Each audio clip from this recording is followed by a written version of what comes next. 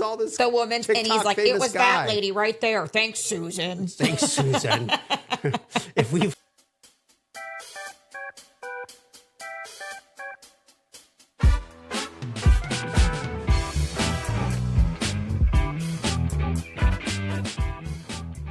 the music intro just always gets me kind of excited. I probably would dance even more in I my chair. wasn't even sure if you were dancing or if you just pulled a muscle. Not gonna lie. I was like, are you okay when he was dancing? Because he just got off of a stressful call, so I was concerned for him. Yeah, whenever you're on those, it's like protocol, right? Like you have a meeting that's supposed to go 45 minutes, and I have naturally a 15-minute break after that just to go over, not hit my next meeting. And then, of course, you had a meeting for social media that I would have been on, and I just totally just kind of waved and like, yeah, I'm still on this call. And this call went an hour and a half over our schedule. It's actually been a day of like your schedule. I feel like, it happens to the best of us, but once your one meeting rolls over, then the next one, it's like it's hard to catch up. Yeah, it is very hard to catch up unless it's like you being just in a move doctor's something. office. You have to be understanding sometimes that you're sitting in the waiting room forever and they're like, I'm really sorry. Like, the first surgery this morning took forever or something. If it was a surgery, I would be understanding. Well, they don't oftentimes tell you what it is, but you have no idea. Yeah, I just feel like they're just playing Nintendo. I'm like, so you aren't understanding when you wait at a doctor. When I'm in a doctor's, a small practitioner's office or something along those lines, and they're kind of going, and I'm waiting past my time, I'm thinking to myself, something's really gone wrong, management. And you're just like, what are you waiting for? Well, sometimes you do sit there and go, how many appointments are you booking one right after the other? Well, not even right after the other. But I had a doctor the other day. Because they only spend 15 minutes with you. Yeah. They let me know. If that, you get maybe 5 minutes with them. So you're telling me they're booking 5 back-to-backs, I don't know. back-to-back. No. True. Something went terribly wrong. No. But I do have a doctor that if they're running behind or running ahead, they'll actually, I've been really into like either texting with my doctors lately and like the receptionist or even like using a messaging center. Yeah. Yeah. I'm really, it's so funny.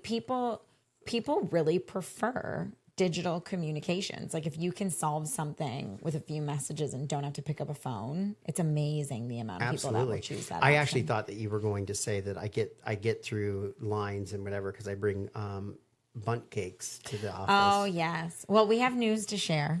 Are we going to share? There's an announcement. I think we should share next week. Oh. Wow. Let's give it one more week. Okay. Yeah, we got some big news lined up, but we're gonna wait one more week. I think we already talked about the bundt cakes. I'm not sure, but yes, we brought treats at the doctor's office and got Did ourselves in. Got straight to line, right to the front of the line. Yeah. One more week, eh? Yeah. Last night we actually went to the movies and we saw Beetlejuice. I know. I was a bit scared going to the movies on September 11th. I know it's silly, but I just feel like the world's a crazy place these days. You never know what's going to happen. We actually do kind of, there's been a couple movie shootings in the last 10 years, maybe 5 years. I don't know. But it's just unfortunate we don't go to the theaters unless we're armed these days. Oh my gosh. What? Don't say that. We got to protect ourselves. Oh my gosh. Anyway. I don't know. So we went and saw Beetlejuice. Well, so I am not a Beetlejuice person. So I grew up watching Beetlejuice. Yeah. I've watched it 20 I've never times. seen the original. You So like never saw we're the complete original. opposites. He had seen the original like 30 times. So we bought it on Amazon Prime and for 7 cents. For 7 cents. It's not 7 cents for everybody. I don't know why We had like happened a to us. weird like $3 credit. I don't even know if it was a credit or something was just happening with the movie. But anyway, we watched Beetlejuice I could justify the 7 Tuesday cents. night, and you saw it for the very first time. And what's interesting is whenever you're watching an old movie for the first time, you're like, that movie was made in 1988. So we're talking 36 years ago. So it's the year after I was born. Yeah, you actually did watch the movie. You were sitting on your parents' lap. No, I doubt they watched it. But it's not really their thing. Yeah. Well, here's the thing. Is that whenever you're watching these old movies that were like amazing when you were like that age, when you were 1 year old, that movie was amazing. Yeah. Like the graphics, everything was just like, wow, how do they do that? And then by today's standard, you're like, ooh, really? And so what Tim Burton did with this film was he made the new version very much like the original. Well, even we were talking to my sister last night, and she said she read an article about how like the original film was quite a low budget film. I mean, it was, to your point, probably the standard, if not like something really out there and different at the time. But from a cinematic perspective, I think the budgeting was lower. And he wanted to keep that same feel in this newer version. And so it was, I hate to say it. I mean, look, there's a good storyline for both of them, but it was just as cringeworthy as the first one, you know. I would say, being older, that, you know, it was sitting there going, oh my gosh, you know, it was so nostalgic. I enjoyed it. It's so bad.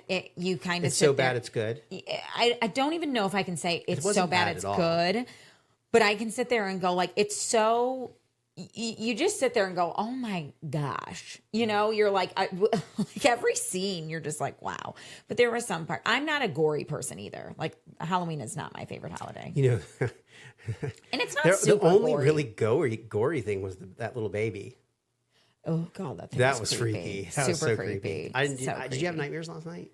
No, but yeah, I didn't either. I haven't been sleeping well anyway. Yeah. So anyway, we've actually had the opportunity to go out into town. We've actually been staying in, I think, since kind of summer ended. We're kind of in this little bit of lull. Okay, he's hilarious. Since summer ended, okay, don't forget, we were just at the lake on Labor Day weekend. We've been traveling every single weekend. My girlfriends traveled and they were here before that. Like, we've been so busy. And for the last, has it been 2 weekends now, or literally 1 weekend, we stayed home. And we actually had... Summer's ended. We stayed home. We had plans both weekends. I had more plans than you did. I met up with some friends and went over to their house and did like a little pool party thing. And I had I'm excited about this brunch weekend with one of my girlfriends. But we did go to... we grabbed a drink on the rooftop with a couple of your clients. And, one of your clients and his wife. Yeah.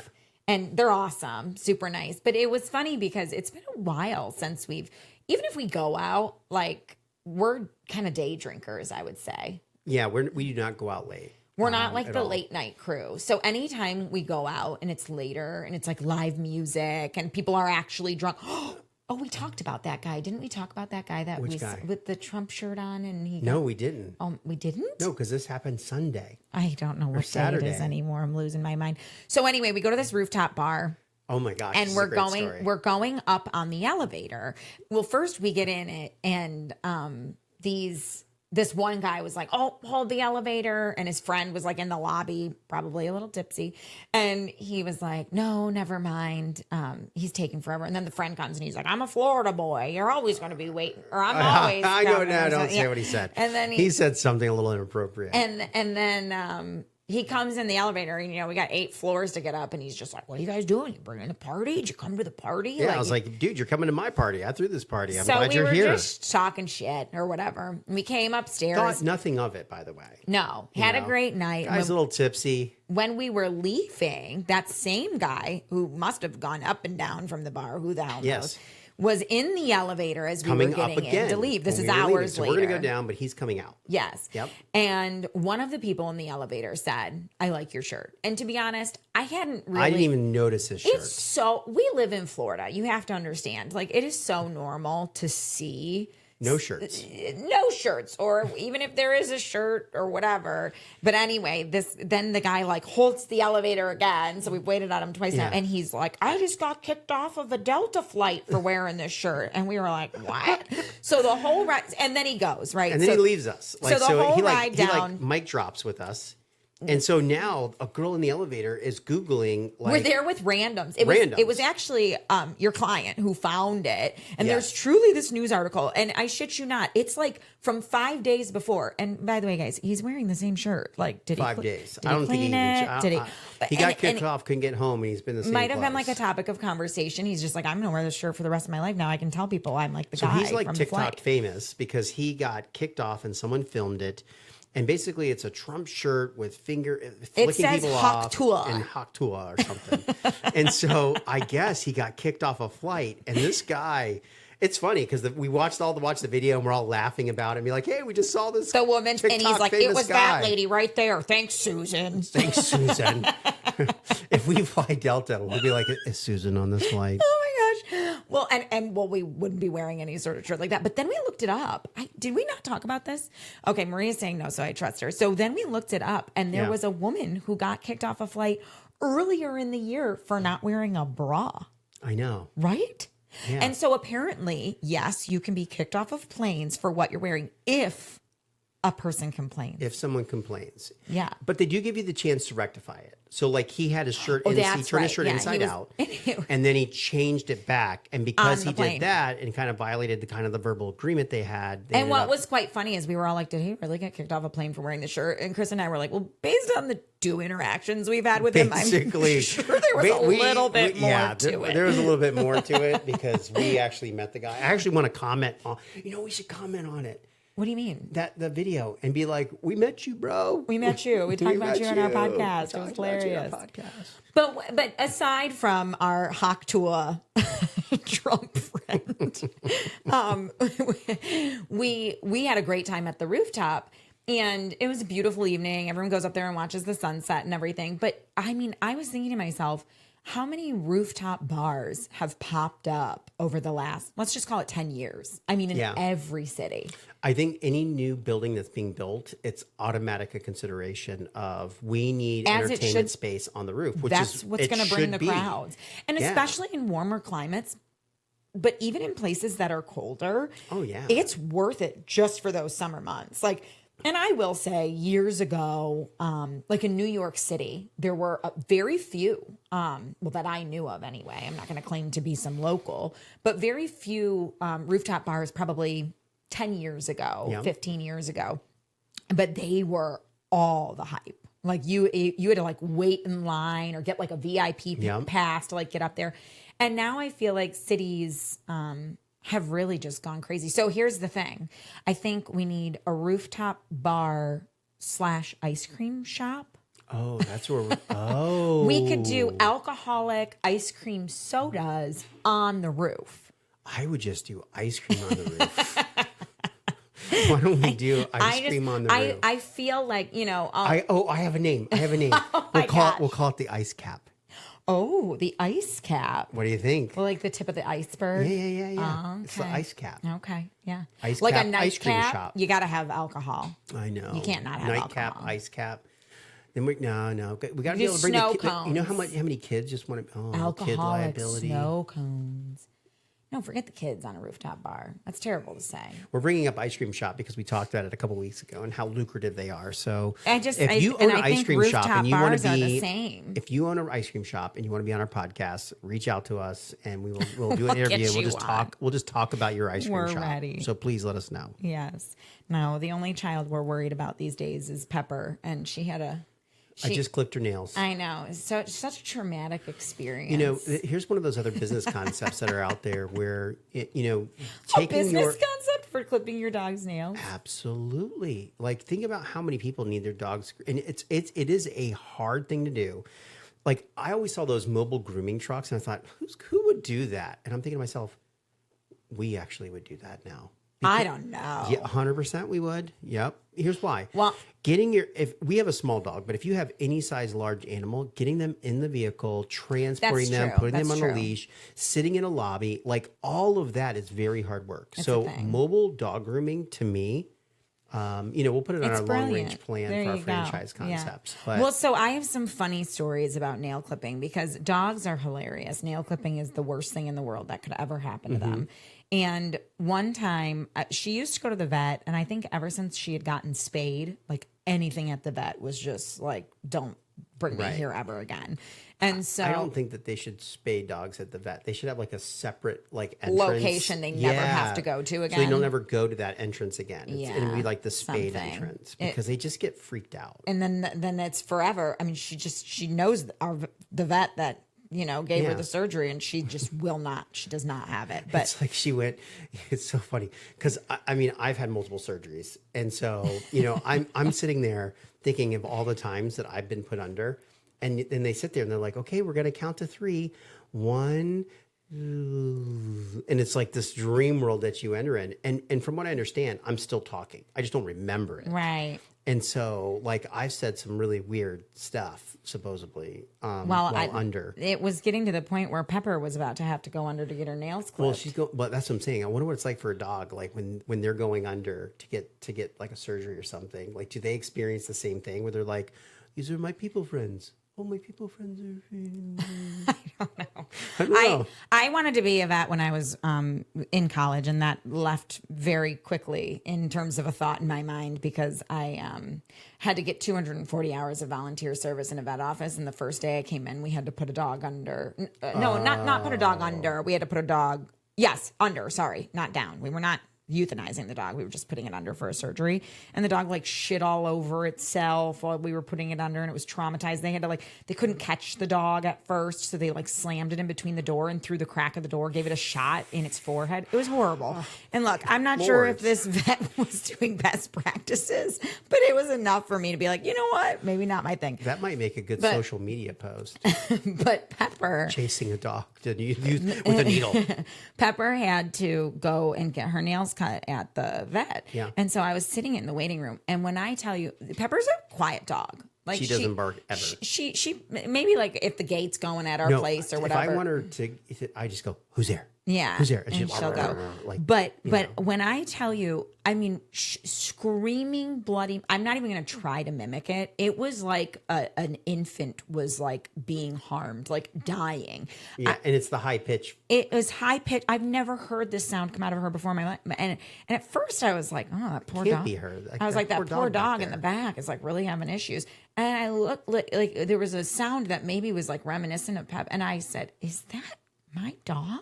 And the woman was like, yeah. So they come, and I'm traumatized. I was like, I'm going to have to walk outside. I can't even listen to this. So the woman comes out and she's holding Pepper. And I was like, I was like, my goodness, I'm so sorry. It sounds like she really gave you trouble. And she was like, oh, we didn't even clip a nail. We didn't even get that far. I was like, what? She was trying.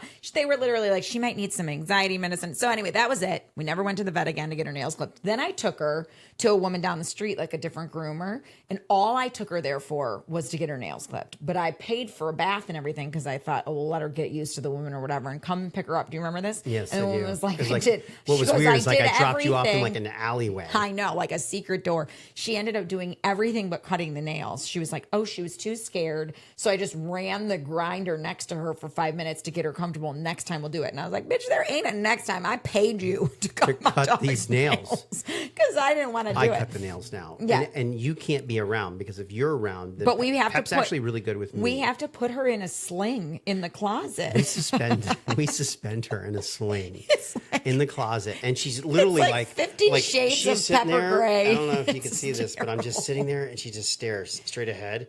And then you grab her thing and she's we'll give Maria a photo so you guys can see it. It's really sad. And so now she loves it. I feed her treats nonstop. She just loves it. But anyway, back if you're thinking about owning a pet mobile place or you own a pet mobile place, we'd love to hear your pet nail stories. Well, I'm sure they're horrible, but it's so funny. It's the dogs scream. What? I said we won't know until we talk to us. We won't know.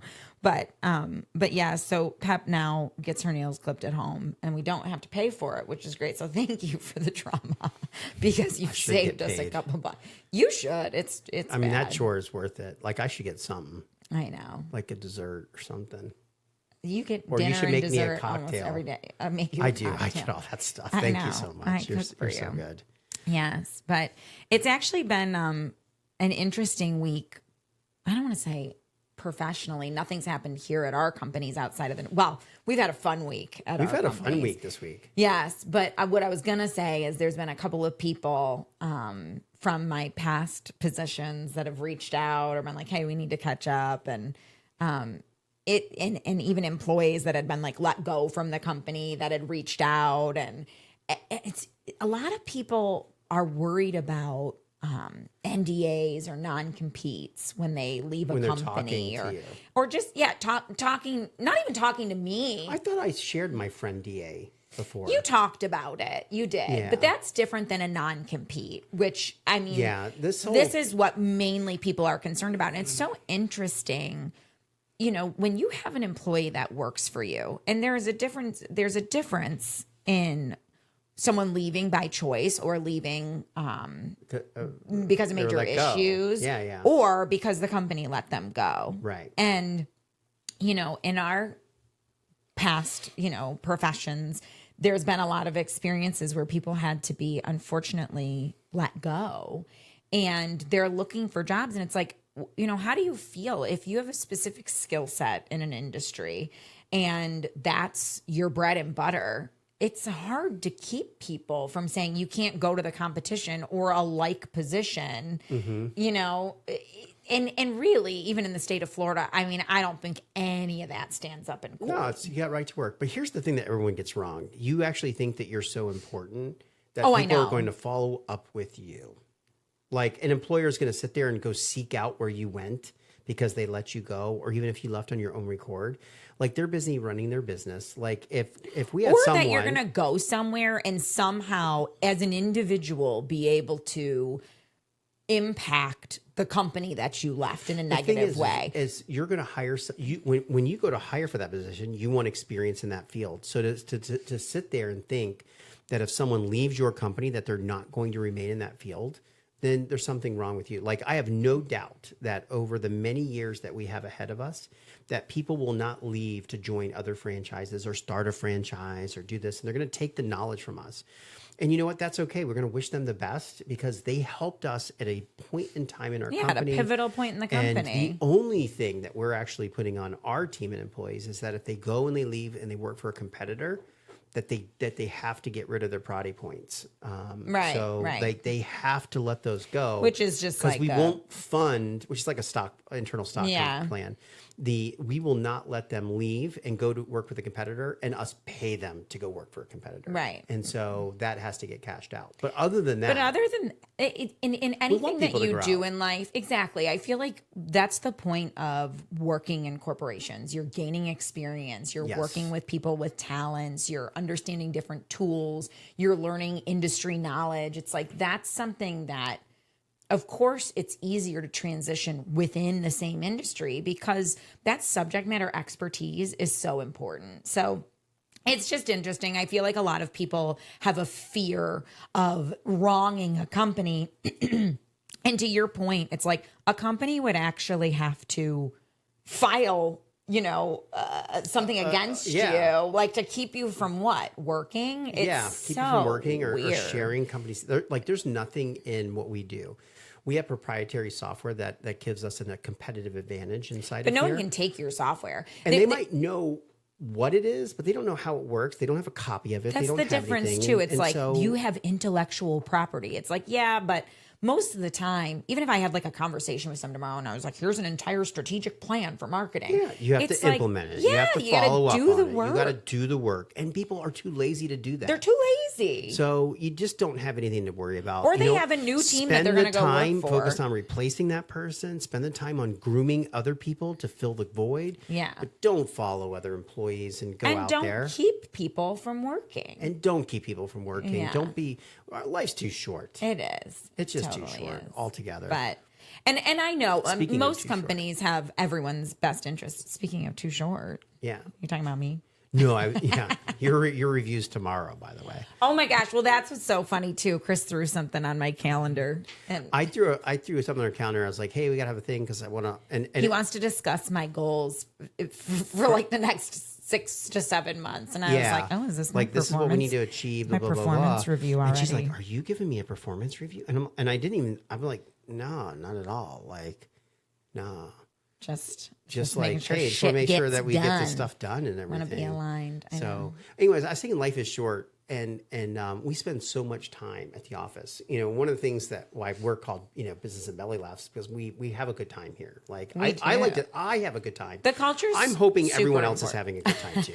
I can't speak for anyone. Fun. Are you having a good time? I'm having fun. Thanks for asking. But yesterday I was able to convince Maria in our office to do something a little crazy. You did, and we chainsawed a big piece of meat for our steak seasoning company.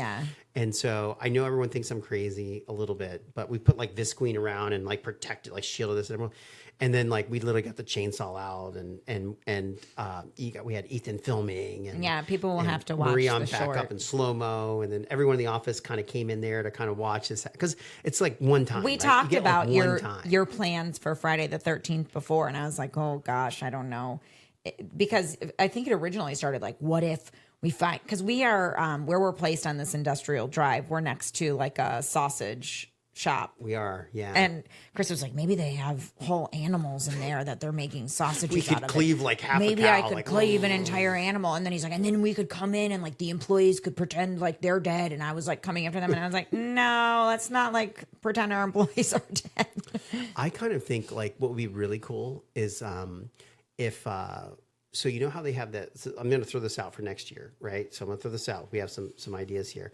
You know how they have like the organic meat, like the grown meat, like the Impossible Burger. Okay, organic meat is very different. Okay, not organic. The lab grown meat. Yeah. Okay, can you eat that raw? I'm not going to eat it at all. I'm just I know thinking, some like, people what if say everyone it's good, like in the but- company was just like mawing on like big raw steaks and it was just like this No, really like no. vampire-ish Halloween. No, and I thing. think the only format, I don't know, I'm not going to claim to be an expert. The only thing that I've seen is like the Impossible meat is usually frozen in like patties. And so it's like just this manufactured. I think they have steaks now. What? I know. That's so gross. Really? Yeah. What is it made of? I don't know. That's scary enough. That's what we should I do know, for they Friday grow the it. 13th. It's Just really- be like, it's really like meat that is the fungi. scariest post we could do is dust an Impossible meat. Oh yeah, and just be like, what is this made of? Ooh. No offense to anybody who eats it and likes it. No, it's just all marketing and trying I'm to sure it's like do soy. fun and stunts and we bought some meat. I guess we're bought, not really trying we to bought a couple. We market bought a to- mask off it, but what we're kind of getting at is this like in this day and age of marketing and this whole world. And I had a great conversation with a friend of mine, and he's like, social's not about selling. Social's just about brand building and exposure. And you cannot tie your revenue dollars to very directly to, hey, we posted these things, we hired these social people, we did this, and that translated to sales. And so it's like, how do you, sit there and justify the money that we could be, should be investing in the social world Right. in order to get results that actually lead to, in this case, steak seasoning or bottle sales? Well, and the reality is that, is it even for sales? Like when you're working on social platforms, I feel like one of my girlfriends asked me this the other day. She was like, hey, and you are always concerned about this. She's like, how do you turn like engagement into followers? And Maria, our social media expert, and I are always saying the following, and I'm not saying it doesn't matter because it does, but following a specific company or a handle these days does not matter nearly as much as it used to because the algorithms on these platforms, they're going to continue to share content that you stay on for even 5 seconds. I mean, if you're watching a video and you liked it, they'll be like, oh, this person seemed to like this video. Was it the content of the video? Was it the person who created it? Let's find out. We're going to serve them another. You watch it again and they're like, oh, this person likes this channel. There's people that I watch all the time on That Reels you've never that liked I've never and you don't followed follow. and liked. Exactly. Yeah, the idea of followers is kind of like a vanity metric to a degree. Now, obviously, there's a big difference between someone who's got 1,000 followers and someone who's got 1 million followers. But it's like, how many of those followers are real? That's always hard say to this tell people too. because if we just look at, like, first of all, no one here in the United States, for the most part, wants followers in any other country. What they want are people and eyeballs in the country that they're selling their where product they can do in, sales. Yeah, right? absolutely. To watch it. Unless you're an influencer. Like I there is would a love difference. to be able to turn off foreign followers and stuff. I don't know because one, we don't know if we're going to expand. For our particular businesses, the United States is the most important. But if you're some sort of influencer, like you've been on a reality TV show, people are on reality TV shows from all different countries and they have followers and people who watch them on national TV in all different countries. And they can get sponsorship deals with makeup brands that sell in all different countries. It just depends on what you're doing. But I think You're that right. you know, and speaking of which, it's so funny how these reality shows, those are real followers. Like, it's insane. We already talked about Leah from Love Island, like coming off the show, and like she was, I think, she's at like 3 million now. I mean, she's surpassed some of. Oh, really? Yeah, like some of the most famous people, almost every single one of them that were in that top 6: Miguel, Serena, Cordell. Yep. Cordell got his Cheez-Its deal. But Cordell, I love you, bro. I love Cordell. I love Serena and Cordell. But Kenny and Janae, I mean, it was like one week after another, like, my boo hit 1 million, this girl hit 1 million, we're all getting a milli, because these people are just obsessed. I'll tell you what, I love.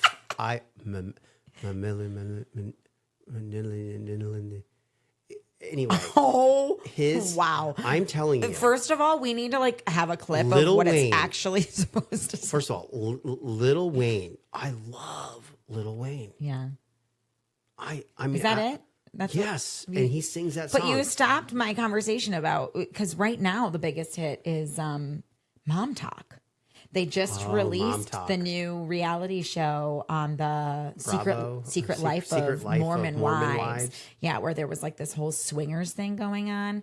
And it's actually, I hate to say it, but you can really tell when people haven't been on reality TV before. It's like they've been on social media and they like the attention and the following, but it's like it comes across feels so different with video, so like overproduced on the show.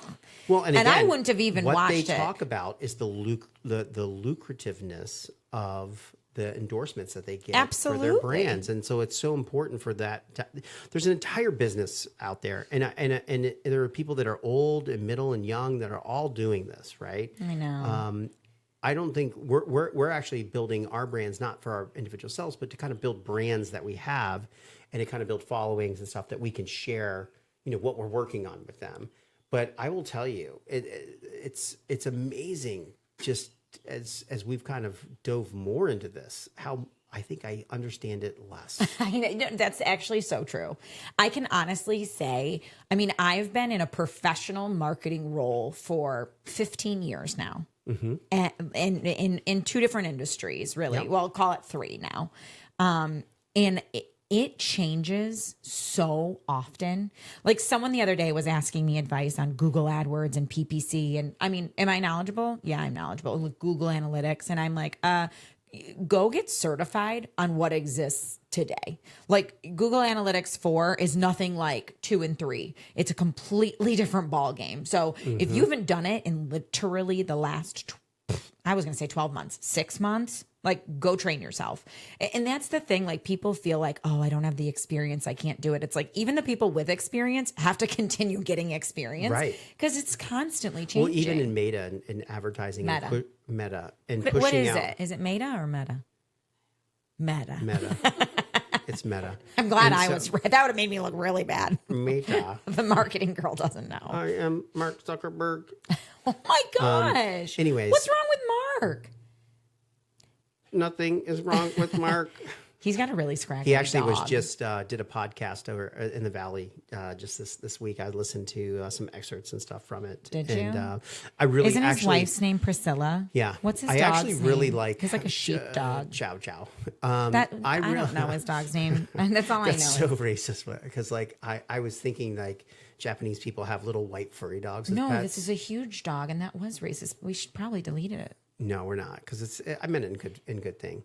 Anyways, I was actually just thinking Chow like a dog. I just Chow's watched on food. he did a Bloomberg segment, and he looks and talks so much more mature. You know, a lot of the Mark that we saw in the early 2000s, he's young and skinny and always very intelligent.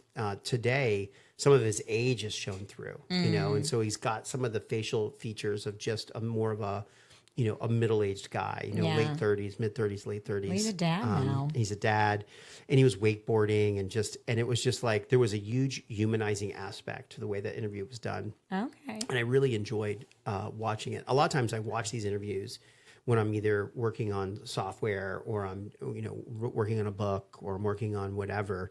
I kind of listen to them in the background. You're constantly reading and listening. I think, and I don't know if we've talked about this before, but you are an incredible entrepreneur. You're full of ideas.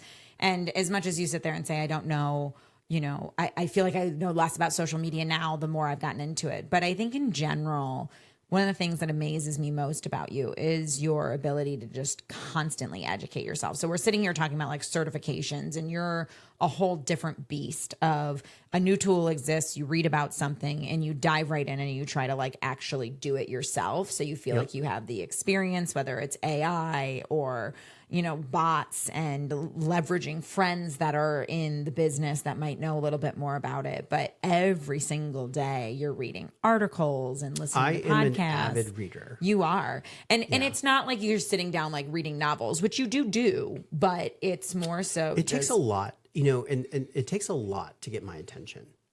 For a book these days. So like a lot of the books that I've consumed that have given me a lot of insight into things. I'm a huge Seth fan. I'm a huge Simon fan. Simon Sinek. Seth who?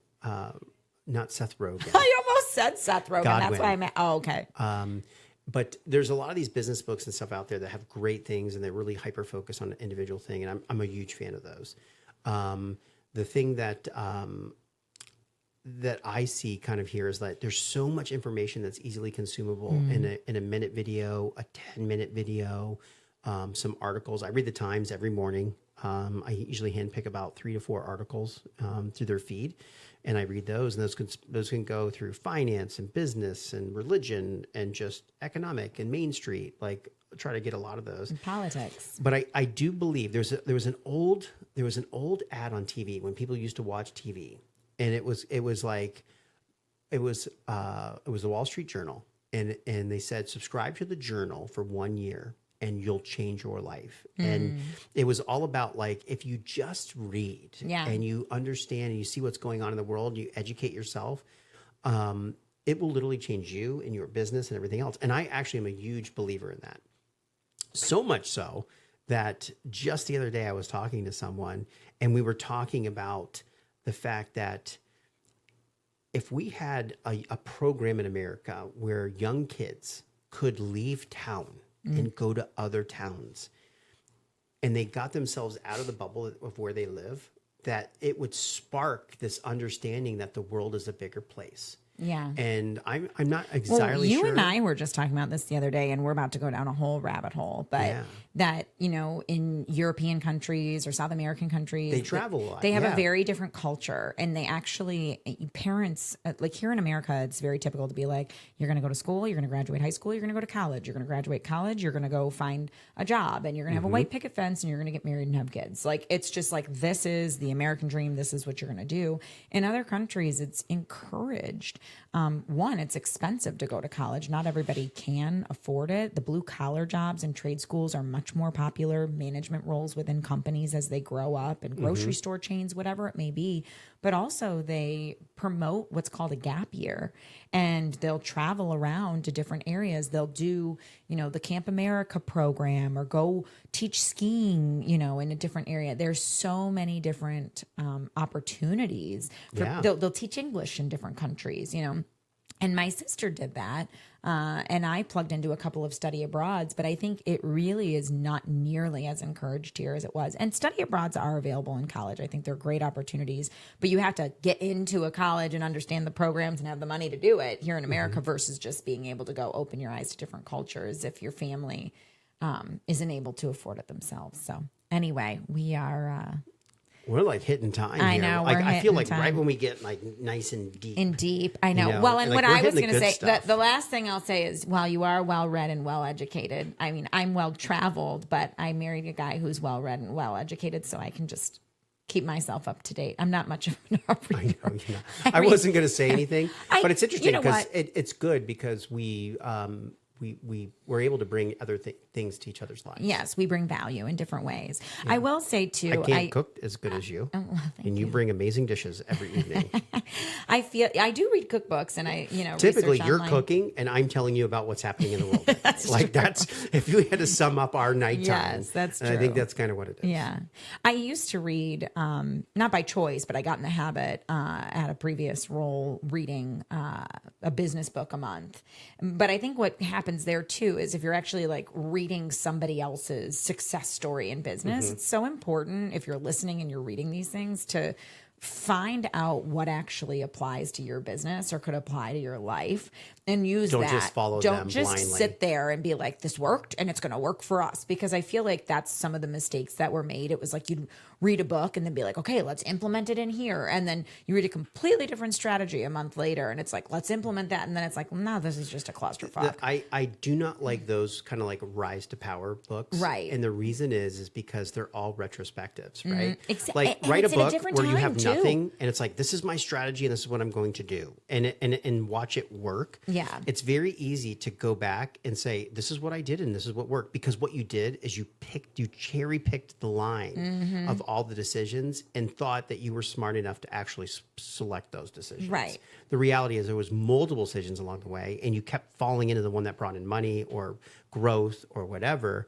And you don't even really talk about all the things that you tried that failed along the way. Yeah. So unless you become a really great documentary on there's Netflix. also one thing that people say that's the path to the Netflix series. Yeah, exactly. That you need some drama inside there. But there was one thing that every entrepreneur says that's successful, not everyone, but a lot of them. And they're always like, we are down to our last pennies. We were down to, we had enough for the next payroll. Took the second mortgage out and on then our this house. happened. And everyone thinks that it was like a downward curve. Like the trend line went down and it just went to the bottom and stopped. And the reality is that the trend line was bouncing up and down the entire time. And you've talked about this before. I It's like, say this it's not because- that you couldn't hit paychecks, once. It's like Yeah. almost every time you're like, okay, is the revenue going to come in Is the the door? revenue coming in the door? When you're a startup, And when you're for a sure. small company, you're always fighting that. So if you're that person and you're out there listening, I just want you to know that if you are not, You're not alone. you're not alone. Everyone's sitting there and they're getting money in and they're paying and they're growing and they're thinking, and that's the challenge. And that's also part of the fun and the excitement. But I will growing. also say there is a point where you've got to look at yourself, and this is from past experiences as well. You can't call yourself a startup after 10 years. Like your startup life is over. Yeah. You're not a startup after You should 10 be years. making payroll. Yeah, that's why we have to keep inventing things so we can Yes. say that. Oh no, we're a startup. We got a new product coming. So, all right. Well, hey, anyway. we'll see y'all next week. Yeah. Take it easy.